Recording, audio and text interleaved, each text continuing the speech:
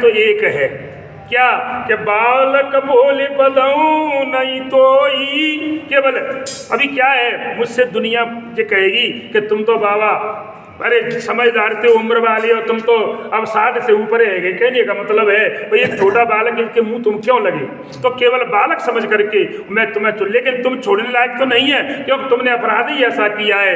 और केवल अरे मुझको केवल लोग क्या कहती है, मैं बन पहले ही कह दी निर्मोही हूँ, क्रोधी हूँ, महान, और मैं इस प्रकार का और क्रोध करने वाला ब्राह्मण। केवल बात एक ही है, बालक मुझको तुझको देख करके दया आती है कि छोटे छोटे बालक है, इसलिए तू अब तक बच रहा है, बस और कोई बात नहीं है। बाल ब्रह्मचारी यति कोई, बाल ब्रह्मचारी यति कोई, एक विदित ये बोल दोहे, विदित ये बोल दोहे। मैं बचपन से ही बाल ब्रह्मचारी हूँ, मैंने ब्रह्मचर्य को धारण किया है और अत्यंत क्रोध स्वभाव वाला हूँ, और विश्व विदित क्षत्रिय कुलद्रोही संसार जानता है। ये विश्व विदित माने विश्व संसार विदित कहते जानता है कि मैं हमेशा से क्षत्रिय कुल का दुश्मन, मैंने इनको छोड़ा नहीं है, जहाँ भी मौका पड़ा इनको बिल्कुल साफ कर दिया है। इसलिए अब तुम भी इसी वंश से आते हो, क्षत्रिय के वंश से, इसलिए सोच समझ करके बात करो मुझसे, क्योंकि हम ब्राह्मण हैं। सुन रही महाराज, चलन दो। भुज बलबो में भूप बिनु की, भुज बलबो में भूप बिनु की, ये पुल पार में जीवन देवे, ये पुल पार में जीवन।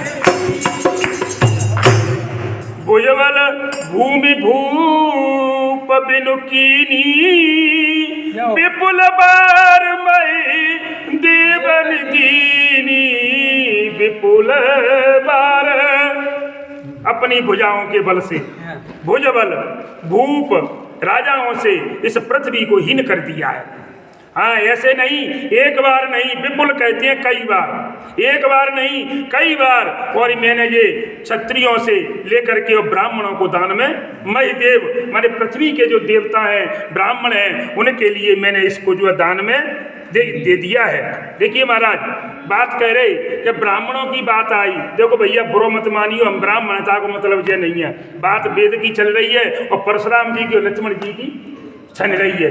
तो कहने का मतलब एक ब्राह्मण की बात आई है, तो ब्राह्मणों के बारे में बताया गया है कि ब्राह्मण बैठ पताल छलो, और बलि ब्राह्मण 60,000 कुमार्यो।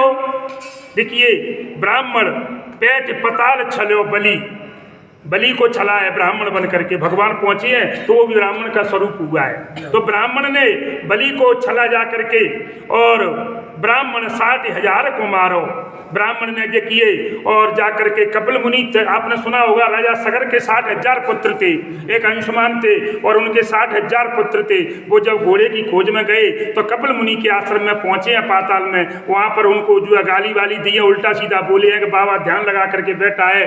तो उनकी जब नेत्र खुले हैं तो वहाँ पर वे 60,000 पूरे के पूरे भस्म। तो देखिए ब्राह्मण की ताकत, एक ब्राह्मण ने बलि को साफ कर दिया और दूसरे ने 60,000 सगर के पुत्रों को जो है कर दिया, साफ कर दिया। और ब्राह्मण सो कि समुद्र लियो, और एक ब्राह्मण और जिसने पूरे समुद्र को 3 चुल्लू में पी लिया। वह एक कहानी है टिटवी के बच्चों की, जो एक टिटवी के, देखिए एक जोड़ा था महाराज पति पत्नी का, वो समुद्र किनारे रहता था। तो समुद्र क्या करता, वो अंडे देते तो उनके अंडों को बार बार बाह के ले जाते, बेचारे संतान। तो वे बड़े दुखी हुए, तो उनने क्या किया, एक बार वे बोले कि समुद्र को हम जो है खाली कर दें, क्योंकि हमारे बच्चों को ले जाता है अंडों को बहा करके। तो वे अपनी चोंच में वह पानी भर भर के समुद्र में से बाहर फेंक रहे। तो ऐसा कभी हो सकता है? लेकिन देखिए महाराज, ऐसा कुछ नहीं है। तो इधर से क्या हुआ, इधर से जो है और अगस्त जी ऋषि जो वहाँ से निकले। अगस्ती जा रहे थे, उनने पूछा क्यों भाई तुम क्या कर रहे हो? ट्यूटरी कहते हैं अपन उसको, ट्यूटरी बोलते हैं। तो तुम ये क्या कर रहे हो? कि महाराज क्या करें, हम परेशान हैं, हमारी कई बार हमारे जो है अन्नों को इस जो है समुद्र के द्वारा हमने खून निवेदन कर लो, लेकिन ये मानता तो कि तुम क्या कर रहे हो कि हम इस समुद्र को खाली कर रहे हैं कि तासे वो हमारे अंडा सूखे में रखे रहेंगे। अरे पागलो, ऐसा होता है क्या? तो और क्या करें आप बताओ। तो देखिए ऋषि साधु कैसे होते हैं महाराज, एक कोमल मक्खन के समान होते हैं। साधु सज्जन का मतलब क्या है? सज्जन उसी को कहते हैं जो दूसरे के दुख को देख करके द्रवित हो जाए, पिघल जाए, उसको संत कहते हैं। संत दूसरों के दुख को देख करके पिघलते हैं। तो उनने देखा कि तो बड़े कष्ट में हैं, तो उनको क्रोध आ गया समुद्र पर, और वहीं पर उन्होंने 3 आचमन किए और पूरे समुद्र को पी गई। तो महाराज एक ब्राह्मण, देखिए ब्राह्मण की ताकत जी है कि अगस्त जी 3 चुल्लू में पूरे, ये भी कारण है क्यों पिया। अगर इसको आपको देखना है तो मेरा चैनल है यूट्यूब पे गिरिराज मुदगल के नाम से, तो ऐसी कथाएं आपको जी ऐसी बिंदुवार अलग अलग कथाएं मिलेंगी, तो उस पर सर्च कर लेना और आराम से आपको ये गिरिराज मुदगल के नाम से, और एक सब रामायण की आपको अनेक प्रकार की उसमें बातें जैसे ज्ञान की जैसी मेरी समझ में आई है, जैसी मेरे पास है, मैंने उसमें देता हूँ। डेली की 2 वीडियो आपको नई मिलेंगी, तो जिसके पास मोबाइल है उसमें सर्च करके आराम से घर बैठ के सुनते रहो आराम से। तो ऐसी कथाएं उसमें आई हैं। तो ब्राह्मण शोक समुद्र लियो और ब्राह्मण ही क्षत्रिय दल मारो। परशुराम जी कह रहे हैं कि एक मैं भी हूँ जिसने जो है वो 21 बार क्षत्रियों को देखिए, और ब्राह्मण लात हनी हरिके तन, एक ब्राह्मण जिसने विष्णु भगवान के छाती में लात मारी, वो भी एक कौन थे? भृगु ऋषि थे। और ब्राह्मण ने यदुवंश उजारो। तुमको पता होगा लास्ट में महाभारत के अंत में कि जब इन्होंने एक साधु की मजाक उड़ाई भगवान कृष्ण के, जब सब नाती पोतन ने पेट में जो है लोहे का तवा बांध के और पेट को बड़ा करके और ये लड़के की बाह में वो कहने लगे, बाबा नो बता दो जाको वो मोड़ा होगा कि मोड़ी। अब वो लड़का, कभी आदमी के कोई संतान होती है, बाबा ने सोचा जी मेरी मजाक उड़ा रहे हैं, तो कह दिया हाँ इससे जो संतान होगी, इससे जो कुछ भी तुम्हारे इसमें है, इससे तुम्हारा नाश होगा। तो एक ब्राह्मण वो भी था जिसने यदुवंश का संहार कर दिया।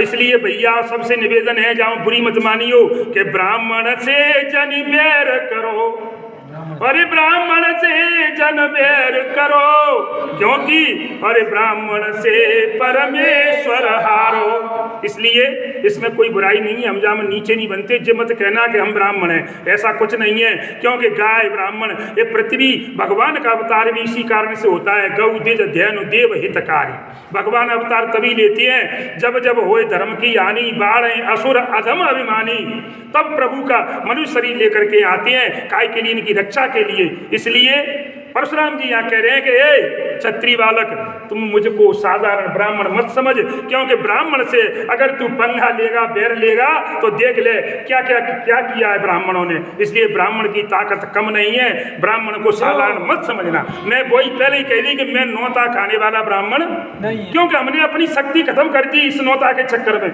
नहीं, इसमें बुरी नहीं मानियो भैया को, हमें अपने स्वाभिमान को पालन करते हुए अपने स्वाभिमान भी रखना चाहिए और स्वाभिमान के साथ जीना चाहिए। मनुष्य को कभी भी किसी के आगे इस प्रकार का वातावरण पैदा न करें कि हम तुम्हारे बिना नहीं रह सकते, भोजन के बिना।